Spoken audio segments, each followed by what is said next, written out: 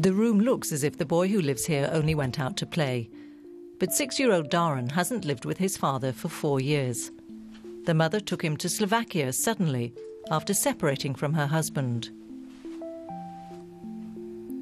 Oliver Hauser hasn't changed the room, and he hopes that Darren will be living with him again soon.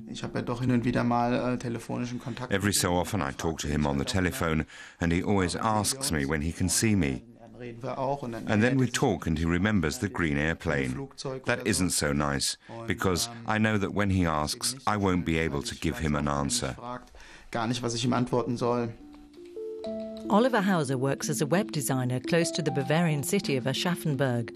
He used to work as an engineer in the past and was often in Bratislava. That's where he met and fell in love with a Slovakian woman. Both returned to Germany and got married. The woman does not want to be named or filmed. An interview is out of the question. The situation is tense.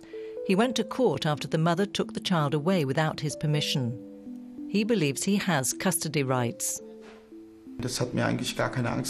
I wasn't worried at all because basic common sense tells me we lived here. How can a foreign court rule on that? It's child abduction, and that can't be accepted or tolerated. The 29-year-old's efforts to gain custody of his child have been unsuccessful, although international and European agreements clearly state that a child has to be returned to the country it was abducted from. Viviane Reding knows about these cases. The European Commissioner for Justice can't change national laws, but she wants to make it easier for binational couples to divorce. And she wants to give more protection to any children those couples may have. It has to be just, and that's why there have to be rules. First of all, where did the couple live, or where are they living? And the law of that country, the courts in that country will then apply. That would stop one partner from running off with a child to a place where the courts may be to their advantage and to the disadvantage of the other partner.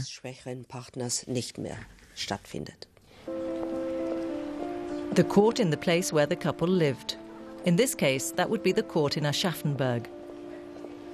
But the authorities there didn't feel responsible for the case. The court in Bratislava was faster.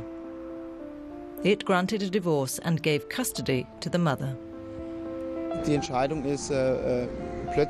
decision came out of the blue, just as the German court had ordered a hearing to review the case. In order to avoid that happening, this verdict was handed down in Slovakia without me being asked to give evidence.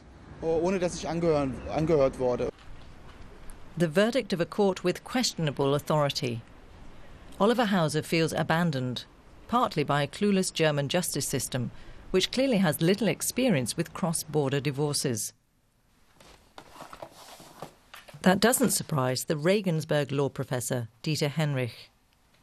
He knows how different the divorce laws are across Europe and how poorly lawyers know the rules.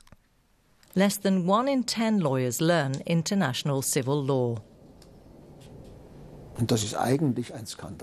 It's scandalous. In Europe, every 8th divorce is between people of different countries. That's such a big number that people should know what to do as a German judge or lawyer.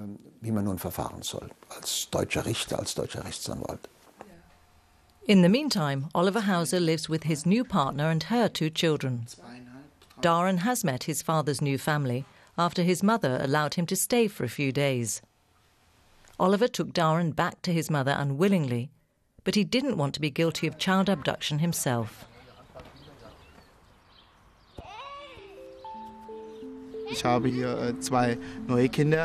I have 2 new children whom I take care of every day.